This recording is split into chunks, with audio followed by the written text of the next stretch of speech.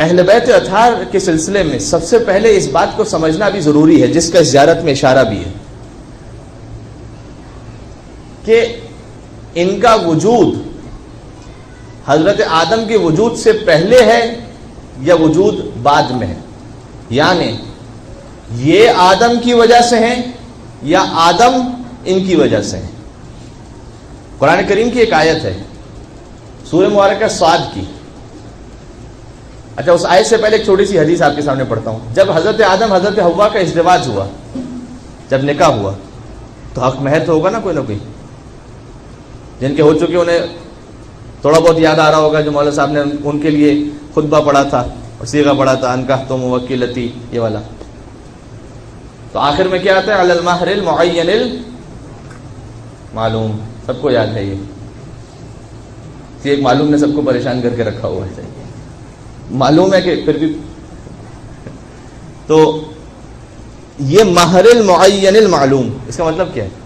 یعنی یہ جو نکاح ہو رہا ہے ایک مہر پر کہ جو معین ہے، یعنی ابھی سے معین ہے، یہ نہیں کہ جناب علی بعد میں دیکھ لیں گے، نہیں، ابھی معین ہے، فکس ہے، اور معلوم بھی ہے، اس کا علم بھی ہے دلہا اور دلہن کو کہ اس مہر پر نکاح ہو رہا ہے۔ مہر نہ ہو تو پھر نکاح کوئی تصور ہی نہیں ہے، پھر کوئی نہ کوئی مہر ہونا چاہیے۔ اچھا، مہر کتنا ہو سکتا ہے؟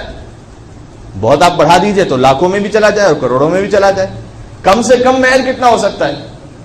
مثال کے طور پر ایک چاکلیٹ بھی ہو سکتی ہے، چاکلیٹ بھی ہو سکتا ہے، بالکل چاکلیٹ پہ بھی ہو سکتا ہے نکاح، صحیح۔ مہر اس میں اسلام نے بڑی فلیکسیبلٹی دی ہے، لڑکا اور لڑکی آپس میں جو طے کر لیں جس پہ راضی ہو جائیں۔ اب خیر ہمارے کمیونٹی کا سسٹم ہے کہ خاص انداز سے وہ کچھ مخصوص تولے سونا اور وہ الگ بات ہے، لیکن اسلام میں تو اس میں رعایت دی ہوئی ہے کہ آپ زیادہ بھی معین کر دیں، کم معین کر دیں، شرط یہ کہ راضی ہو دونوں، دلہا و دلہن راضی ہیں، اور یہ اس خاتون کا حق ہے، اس لڑکی کا حق ہے۔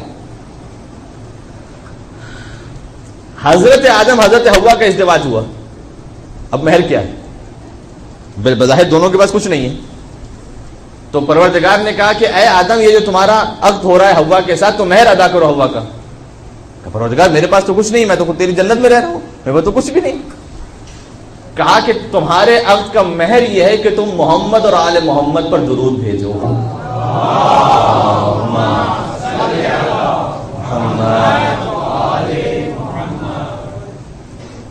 یہ درود بھیجو، یہ درود بھیجنا تمہارے نکاح کا مہر ہوگا۔ اللہ اکبر۔ اب میں آپ سے گزارش کرتا ہوں، جب حضرت آدم حضرت حوا کا نکاح ہو رہا تھا سلام اللہ علیہما، جب ان کا نکاح ہو رہا تھا، تو اگر آل محمد پر اس وقت درود تھا تو کیا آل محمد کا وجود نہیں تھا؟ جس پر درود ہو تو پہلے وجود تو ہو، تو پھر درود ہوگا نا۔ ایک اور درود بھیجنا، محمد و آل محمد۔ درود ایک عبادت ہے اور دعا ہے۔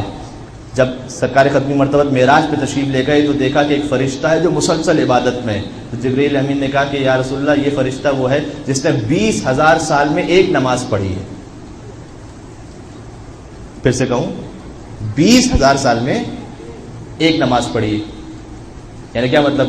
ایک نماز پڑھ کے 20,000 سال فارغ بیٹھا رہا؟ نہیں، 20,000 سال کی ایک نماز پڑھی ہے، یعنی نماز شروع کی 20,000 سال تک پڑھتا رہا، اس میں 5,000 سال تک قیام کیا، 5,000 سال تک رکوع کیا، 5,000 سال تک سجدہ کیا، 5,000 سال تک تشہد کیا، یہ مل کے ہو گیا 20,000 سال۔ اور یا رسول اللہ، یہ جو 20,000 سال کی اس نے ایک نماز پڑھی ہے، تو بہت سے لوگوں کے ذہنوں میں اپنی نمازیں آ رہی ہوں گی، 2 منٹ کی نماز تو 1.5 منٹ، کچھ بہت پروفیشنل نمازی ہوتے ہیں، میں جملہ کہا کرتا ہوں کہ جو بالکل ایسے واجبات میں فٹ کر کے اپنی 1.5-2 منٹ میں نکال لیتے ہیں، تو 20,000 سال کی نماز کا یا رسول اللہ، یہ جو 20,000 سال کی نماز پڑھی ہے، یہ سارا ثواب آپ کی امت کو ہدیہ کرتا ہے۔ جو 5,000 سال قیام، 5,000 سال رکوع، 5,000 سال سجدے، 5,000 سال تشہد، یہ جو اس کو جتنا ثواب مل رہا ہے نا، اس کے ثواب کو آپ کی امت کو ہدیہ کرتا ہے، آپ کی امت کے نام اعمال میں لکھا جا رہا ہے۔ تو رسول اللہ نے کہا کہ اے جبریل، تم کیا سمجھتے ہو کہ میری امت اس 20,000 سال کی نماز کی محتاج ہے؟ جب میری امت میں سے کوئی مجھ پر اور میری آل پر ایک مرتبہ درود بھیجتا ہے تو اللہ اسے اس 20,000 سال کی نماز سے زیادہ ثواب عطا فرما دیتا ہے۔